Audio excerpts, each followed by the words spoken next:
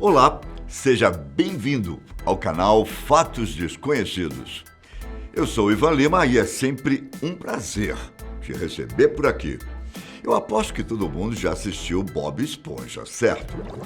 Lançado no ano de 1999, Bob Esponja tem diversos amigos, como Patrick, uma estrela do mar, o seu siriguejo, o Lula Molusco, um cefalópode, que é seu vizinho e colega de trabalho, entre outros personagens, como o Plankton e Sandy Gary, seu animal de estimação.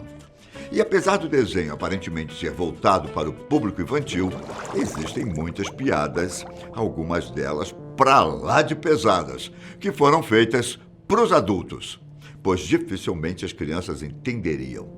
Mas o que eu quero falar hoje não é sobre as piadas infames que estão no desenho, mas sim das teorias malucas sobre a origem dos personagens de Bob Esponja. Por exemplo, você já parou para pensar que o Bob Esponja poderia ser uma esponja de cozinha? Uma outra versão ainda mais bizarra diz que ele é um absorvente feminino. Cada coisa parece estranho, mas acredite, quando ouvimos os detalhes dessas correntes, as coisas se encaixam tão perfeitamente que tudo faz sentido. Uma das versões mais populares sobre a origem de Bob Esponja e seus companheiros diz que a fenda do biquíni está localizada diretamente abaixo do atol do Biquíni, onde o governo dos Estados Unidos fez cerca de 23 testes nucleares durante a Guerra Fria. E se você acha que isso é mentira, basta fazer uma breve pesquisa na internet para confirmar o fato. Esses testes fizeram com que esta região ficasse isolada do contato humano durante mais de 4 décadas.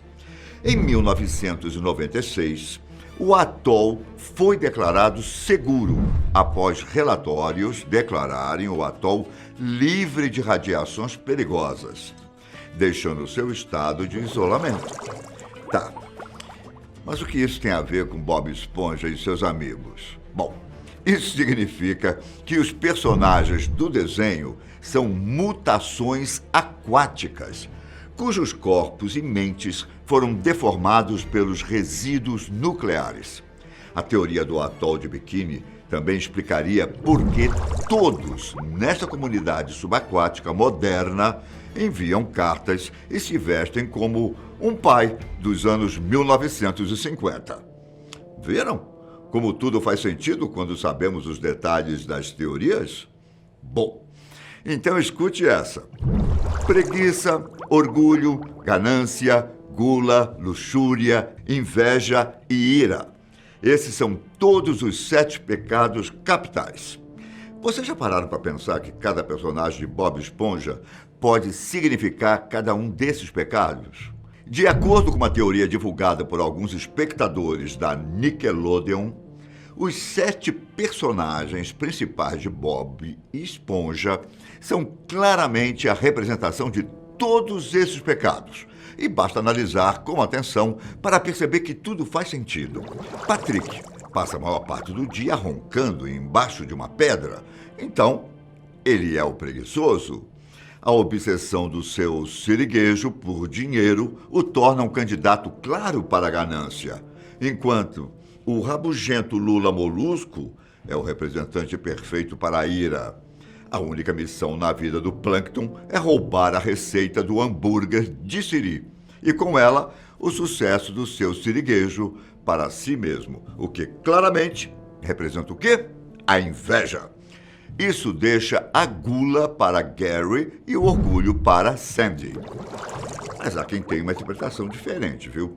Afirmando que Patrick representa preguiça, Gary representa a gula, Plankton representaria a inveja, o Sr. Siriguejo representa a avareza e Lula Molusco representa a ira. Sandy seria a representação da vaidade e Bob Esponja, por último, seria a representação da luxúria. Existe também uma terceira teoria que surgiu no Reddit, que diz que o Bob Esponja nada mais é do que uma esponja de cozinha, dessas que a gente usa para lavar vasilhas e que simboliza a poluição dos mares. Nessa versão, o seu siriguejo representa as grandes corporações que são responsáveis por destruir o meio ambiente. E é exatamente por isso que Bob Esponja trabalha e gosta do seu siriguejo, além de gerar muito lucro para ele. Nesse caso, Patrick representa a civilização ocidental. Ele vive debaixo de uma pedra, é preguiçoso e não sabe o que está acontecendo ao seu redor. Bom, eu não entendi muito essa representação do Patrick. Mas, bom, é o que diz a teoria. O Lula Molusco é a representação do liberalismo, já que sua paixão pela arte, música e cultura é ignorada por todos, e ele é obrigado a trabalhar para uma corporação que ele odeia. E tem até uma versão que diz que os personagens são viciados em drogas. Essa teoria postula que pelo menos 5 personagens do Bob Esponja são viciados em uma droga específica. Bob Esponja pega cogumelos, pois tem uma imaginação hiperativa e seu humor varia de alegre, ou seja, quando ele está tendo uma boa viagem, quanto para o pânico, ou seja, uma viagem ruim.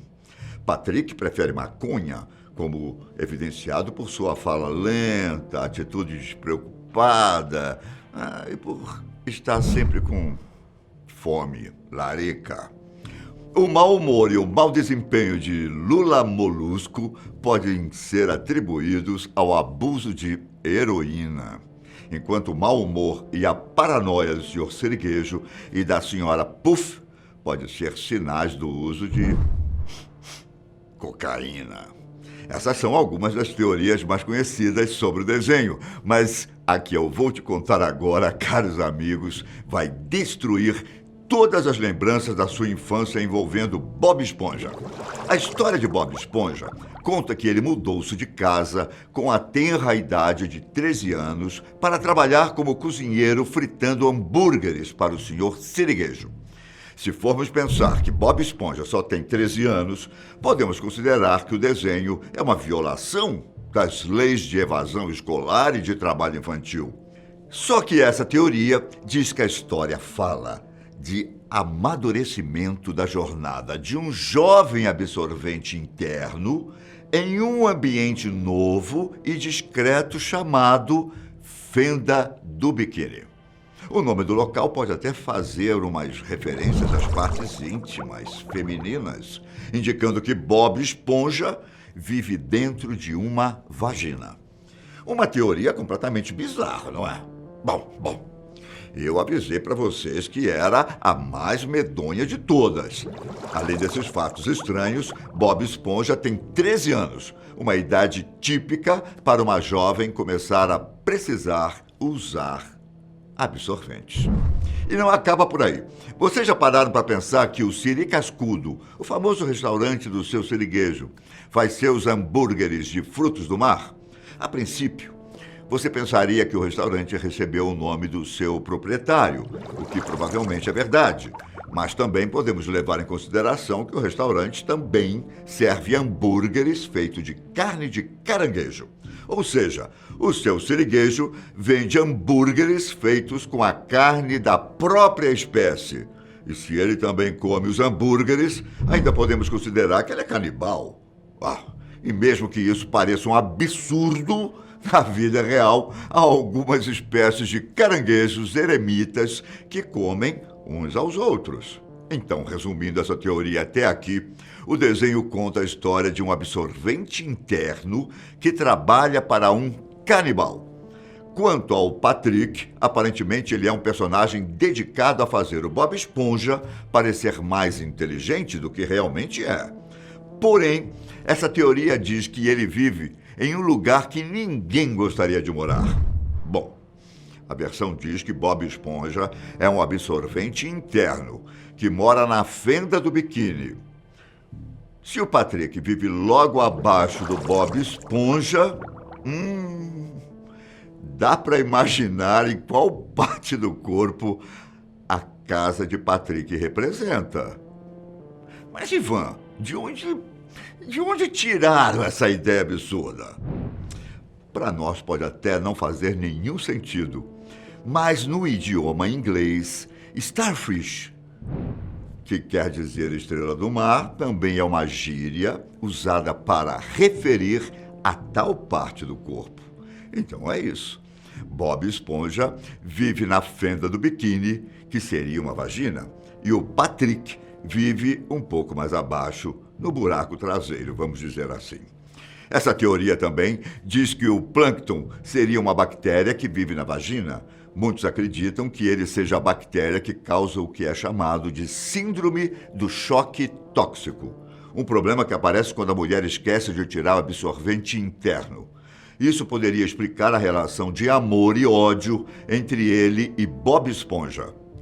E quanto a Lula Molusco? Olhando o formato do corpo do personagem, vocês também acham que ele se parece muito com o órgão genital masculino? Ele ser um pênis também explica o fato dele simplesmente odiar Bob Esponja, que no caso seria um absorvente íntimo que estaria obstruindo seu caminho.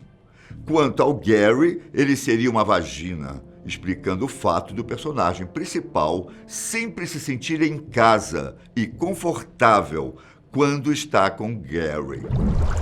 Mas até que ponto essas teorias são verdadeiras? Na verdade, todas essas histórias foram criadas por fãs e provavelmente estão longe de serem verídicas. Mesmo assim, não podemos negar que elas fazem sentido. Bom, eu fico por aqui. Mas nos vemos no próximo vídeo da Fatos Desconhecidos. Fiquem com Deus, um grande abraço. Tchau!